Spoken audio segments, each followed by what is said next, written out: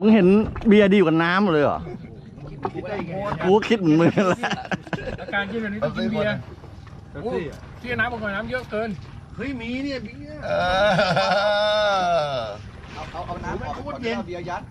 เอาน้ำออกมาใส่ข้างหน้า แต่ว่าเป๊ปซี่พี่ตุ๋ยเอาไว้ไหนวะ เอาทิ้งหมดแล้วป่ะมันไม่สำคัญ น้ำแดงมาเป็นมาก็ได้ มาแวะเติมน้ำมันกันนะครับ ตรงนี้เรียกอะไรโนตรงนี้เขาเรียกอะไรครับ พอเต็มไหม โอ้ยโคตรเย็นเลย ได้20เลยเหรอ พี่หน่อย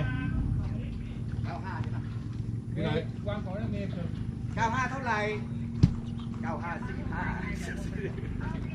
ครับ เดี๋ยวลองคือ ยังครบ เอาเบียร์หมอนหิ้วเบียร์หมอนได้แช่เย็น ลำไหนเอง ๆนี่2 ลำนี้ ทำไม พี่หน่อยครับพี่โน้ยัง